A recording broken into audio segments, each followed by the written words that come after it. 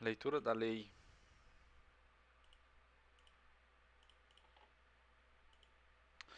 Leitura da lei 13.140, que dispõe sobre mediação entre particulares com meio de solução de controvérsias sobre a autocomposição de conflitos no âmbito da administração pública.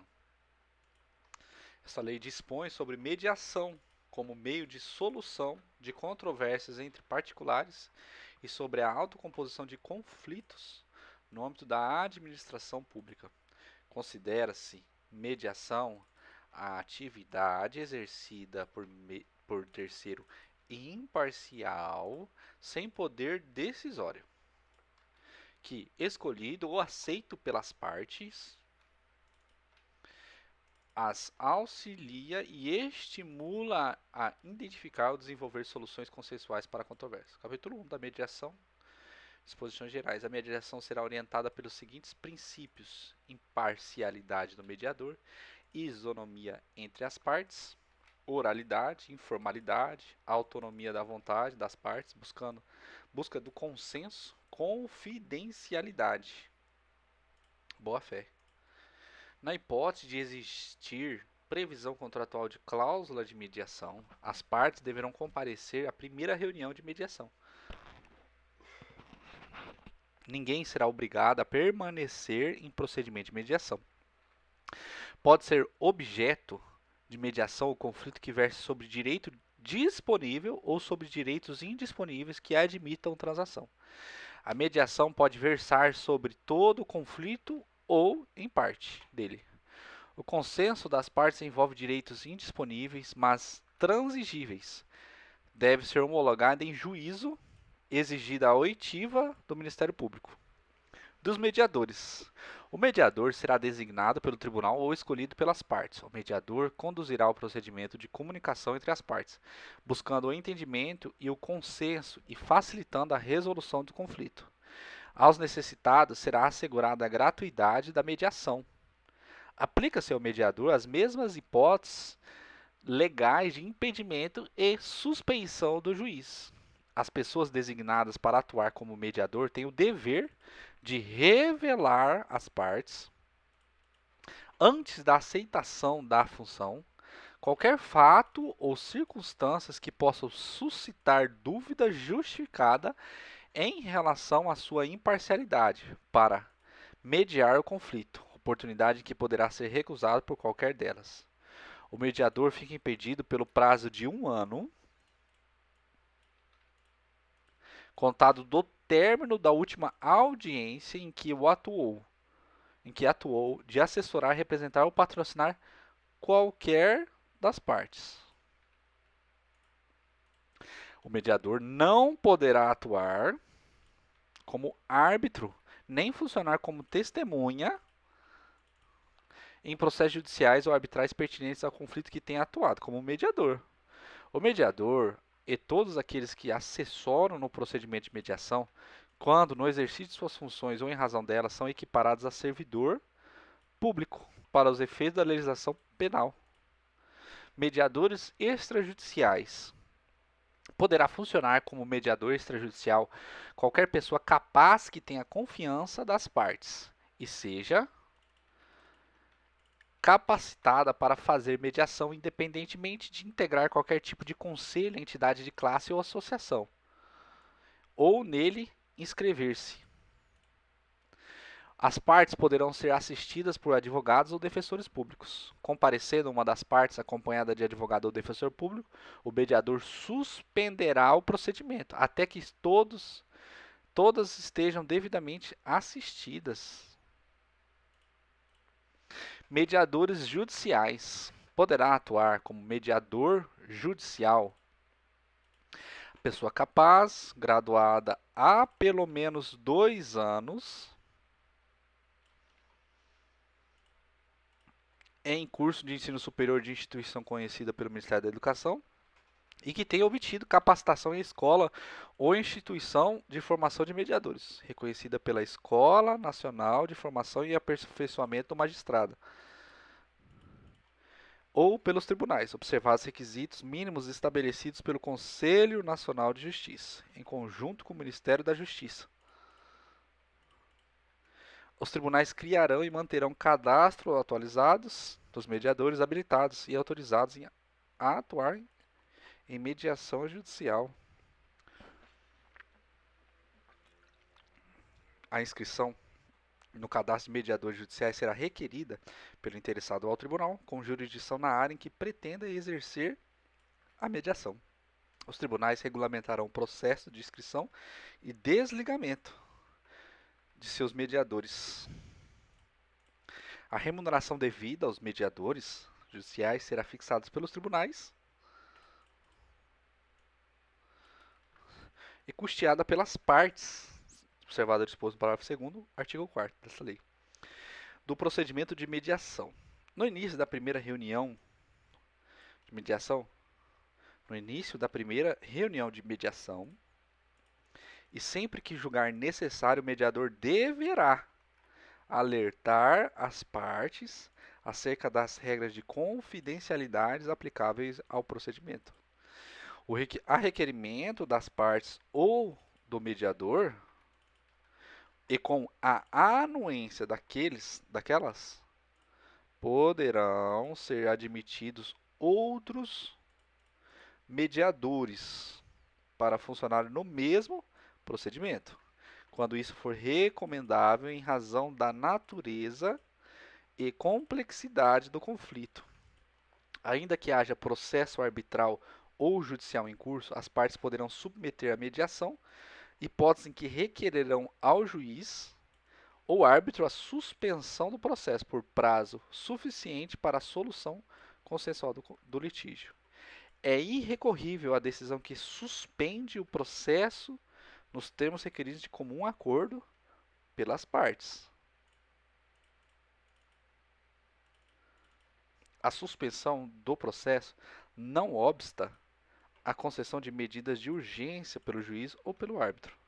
Considera-se instituída a mediação na data na qual for marcada a primeira reunião de mediação. Enquanto transcorrer o procedimento de mediação, ficará suspenso o prazo prescricional. Iniciada a mediação, as reuniões posteriores com a presença das partes somente poderão ser marcadas com sua anuência. No desempenho de sua função, o mediador poderá reunir com as partes em conjunto ou separadamente, bem como solicitar das partes as informações que entender necessárias para facilitar o entendimento entre aquelas. O procedimento de mediação será encerrado com a lavratura do seu termo final, quando for celebrado acordo ou quando não se justificarem novos esforços para obtenção de consenso, seja por declaração do mediador, seja mediador nesse sentido, ou por manifestação de qualquer das partes. O termo final de mediação, na hipótese de celebração de acordo, constitui título executivo extrajudicial e, quando homologado judicialmente, título executivo judicial.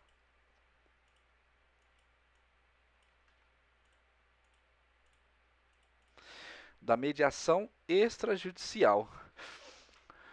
O convite para iniciar o procedimento de mediação extrajudicial poderá ser feito por qualquer meio de comunicação e deverá estipular o escopo proposto para a negociação, a data e o local da primeira reunião. O convite formulado por uma da parte à outra considerar-se-á rejeitado se não for respondido em até 30 dias da data do seu recebimento. A previsão contratual de mediação deverá conter, no mínimo, o prazo mínimo e máximo para a realização da primeira reunião de mediação, contado a partir da data de recebimento do convite, local da primeira reunião de mediação, critério de escolha do mediador, equipe de mediação, penalidades em caso de não comparecimento da parte convidada à primeira reunião de mediação. A previsão contratual pode substituir a especificação dos itens acima enumerados pela indicação de regulamento, publicado por instituição idônea, prestadora de serviço de mediação, na qual conste critérios claros para a escolha do mediador e a realização da primeira reunião de mediação. Não havendo previsão contratual completa, deverão ser observados os seguintes critérios para a realização da primeira reunião de mediação. prazo mínimo de 10 dias úteis e máximo de 3 meses, contados a partir do recebimento do convite. Local adequado a uma reunião que possa envolver informações confidenciais. Lista de 5 nomes. Informações de contrato e referências profissionais de mediadores capacitados. A parte convidada poderá escolher expressamente qualquer um dos 5 mediadores. E, caso a parte convidada não se manifeste, considerar-se aceito o primeiro nome da lista. O não comparecimento da parte convidada à primeira reunião de mediação acarretará a assunção por parte desta a 50% das custas e honorários.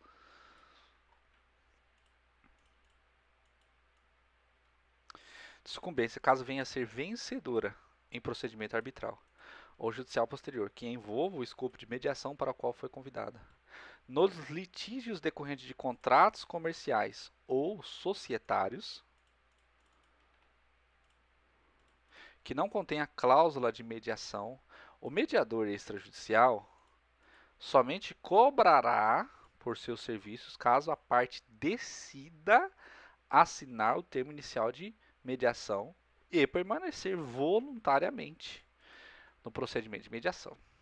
Se, em previsão contratual de cláusula de mediação, as partes se comprometerem a não iniciar procedimento arbitral ou processo judicial durante certo prazo ou até o implemento de determinada condição, o árbitro ou juiz suspenderá o curso de arbitragem ou da ação pelo prazo previamente acordado ou até o implemento dessa condição. O disposto no caput não se aplica às medidas de urgência em que o acesso ao poder judiciário seja necessário para evitar o perecimento do direito. Da mediação judicial. Os tribunais criarão Centro Judiciário de Solução Consensual de Conflito, responsável pela realização de sessões e audiências de conciliação e mediação, pré-processuais e processuais, e pelo desenvolvimento de programas destinados a auxiliar, orientar e estimular a autocomposição. A composição e a organização do centro serão definidos pelo respectivo tribunal, observada a norma do Conselho Nacional de Justiça. Na mediação judicial, os mediadores não estarão sujeitos à prévia aceitação das partes, observado o disposto no artigo 5º. As partes deverão ser assistidas por advogados ou defensores, ressalvadas as hipóteses previstas na Lei 9.099. Aos que comprovarem insuficiência de recursos, será assegurada assistência da Defensoria Pública. Se a petição inicial preencher os requisitos essenciais e não for o caso de improcedência liminar do pedido, o juiz designará audiência de mediação.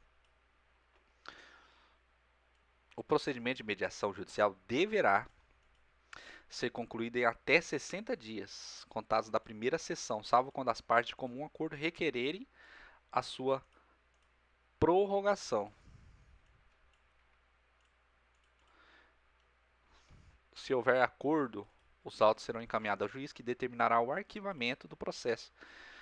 E desde que o requerido pelas partes homologará o acordo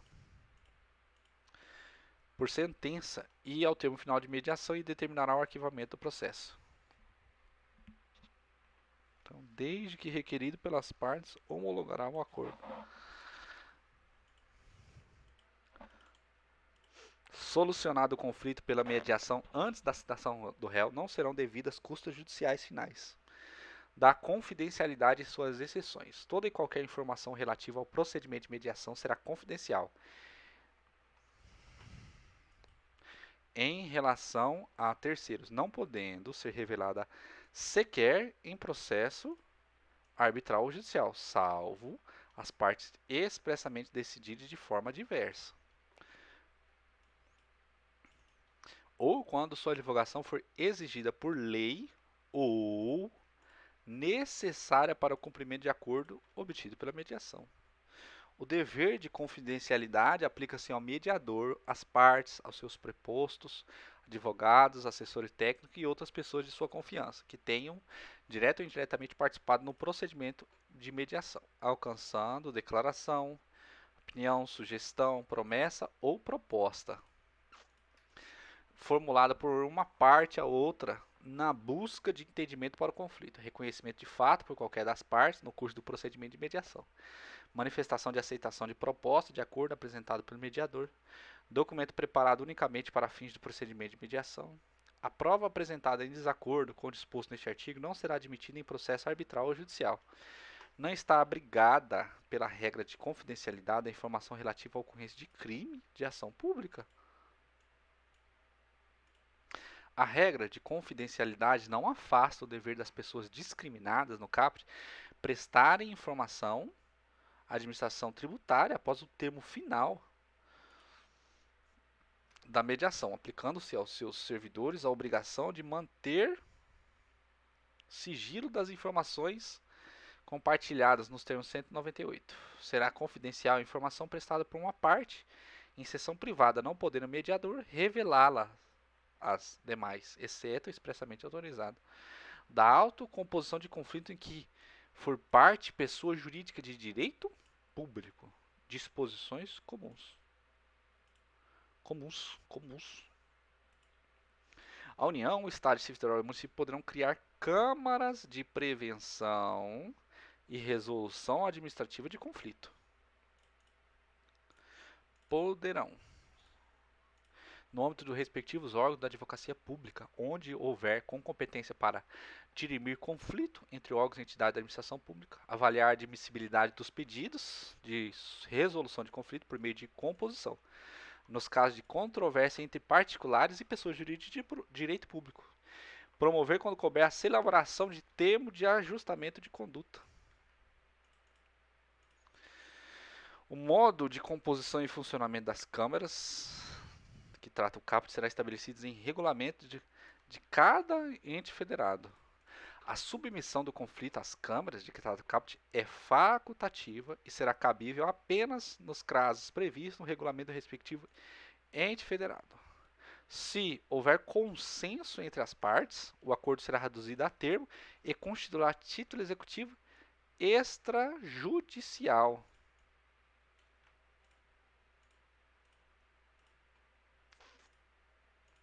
Não se incluem na competência dos órgãos mencionados no caput deste artigo as controvérsias que somente possam ser resolvidas por atos ou concessão de direitos sujeitos à autorização do Poder Legislativo.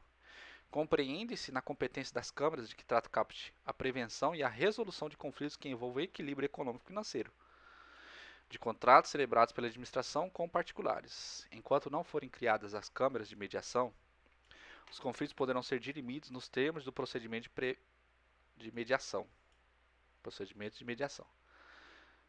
A advocacia pública da União, dos Estados, Distrito Federal e dos municípios, onde houver, poderá instaurar, de ofício ou mediante provocação, procedimento de mediação coletiva de conflitos relacionados à prestação de serviço público. A instauração de procedimento administrativo para resolução do consenso. A instalação de procedimento administrativo para resolução de consensual de conflito no âmbito da administração pública suspende a prescrição. Considera-se instaurado o procedimento quando o órgão ou entidade pública emitir juízo de admissibilidade, retroagindo a suspensão da prescrição à data da formalização do pedido de resolução de consensual do conflito.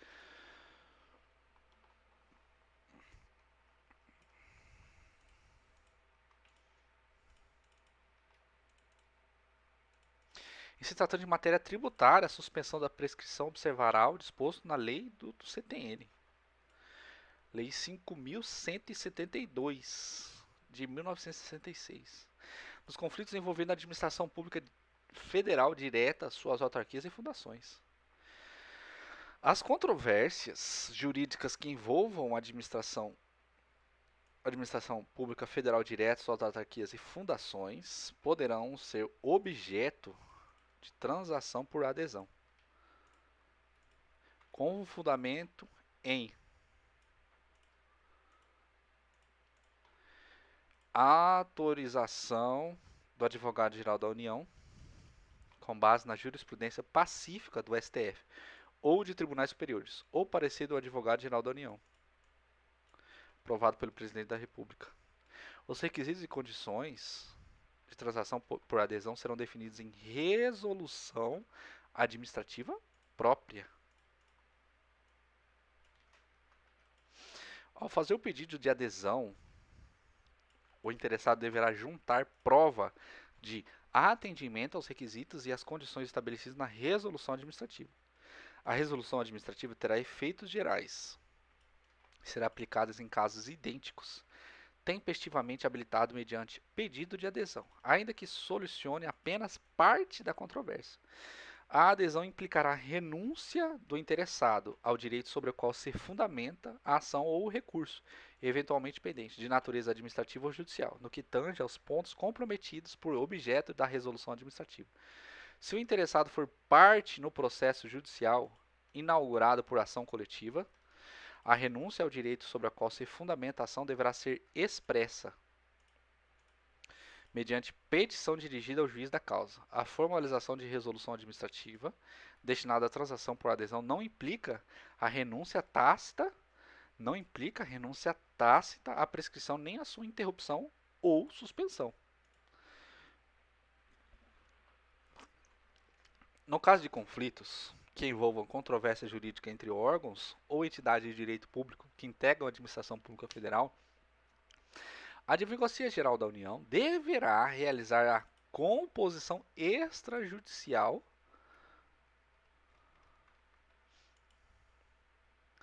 do conflito, observado o procedimento previsto no ato da AGU. Na hipótese do caput, se não houver acordo quanto à controvérsia jurídica, caberá ao Advogado-Geral da União dirimí-la com fundamento da legislação afeta.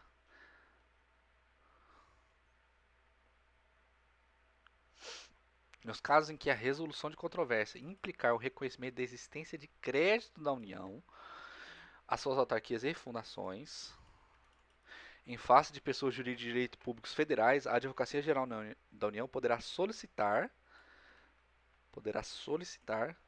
ao Ministério de Planejamento, Orçamento e Gestão a adequação orçamentária para a quitação das dívidas reconhecidas como legítimas. A composição extrajudicial do conflito não afasta a apuração de responsabilidade do agente público que deu causa à dívida, sempre que se verificar que sua ação ou omissão constitui em tese infração disciplinar. Na hipótese em que a matéria objeto do litígio esteja sendo discutida em ação de improbidade administrativa, ou sobre ela haja decisão do Tribunal de Contas da União, a conciliação de que trata o caput dependerá da anuência expressa do juiz da causa ou do ministro relator. É facultado aos estados, ao Distrito Federal e aos municípios, suas autarquias e fundações públicas, bem como as empresas públicas e sociedade de economia mista federais, submeter seus litígios com órgãos ou entidades da administração pública federal à Advocacia Geral da União, para fins de composição extrajudicial do conflito. Nos casos em que a controvérsia jurídica seja relativa a tributos administrados pela Secretaria da Receita Federal do Brasil ou créditos inscritos em dívida ativa da União, não se aplicam as disposições nos incisos tais às empresas públicas, sociedade de economia mista e suas subsidiárias que explorem atividade econômica de produção ou comercialização de bens ou de prestação de serviços em regime de concorrência, não poderá exercer a faculdade prevista no 37, quando forem partes as pessoas que alude o caput dos 36. A submissão do conflito, a composição extrajudicial pela Advocacia Geral da União implica a renúncia do direito de recorrer ao Conselho Administrativo de Recursos Fiscais. A redução ou cancelamento do crédito dependerá de manifestação conjunta do Advogado-Geral da União e do Ministro do Estado da Fazenda. O disposto nos incisos tais não afasta a competência do Advogado-Geral da União. O disposto neste artigo não afasta a competência geral da União, não é previsto, tá? Propositura da ação judicial. Não acaba nunca.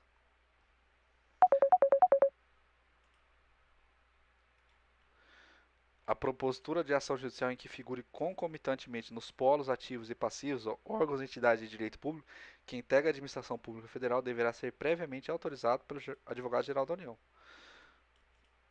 Os servidores e empregados públicos que participarem de processos de composição extrajudicial do conflito somente poderão ser responsabilizados civil, administrativa ou criminal quando, mediante dolo ou fraude, receberem qualquer vantagem patrimonial indevida, permitir ou facilitar sua recepção por terceiro ou para tal concorrerem. Disposições finais. A Escola Nacional de Mediação e Conciliação, no âmbito do Ministério da Justiça, poderá criar banco de dados sobre as práticas em mediação, boas práticas em mediação, bem como manter relação de mediadores e instituições de mediação. Aplica esta lei no que couber as outras formas consensuais de resolução de conflitos, tais como mediação comunitárias e escolares, e aquelas levadas a efeitos nas serventias extrajudiciais, desde que no âmbito de suas competências. A mediação nas relações de trabalho será regulada por lei própria. Os órgãos e entidades da administração pública poderão criar câmaras para a resolução de conflitos entre particulares, que versem sobre atividades por eles reguladas ou supervisionadas. O artigo 1 e 2 da Lei 9469 passa a vigorar com a seguinte redação.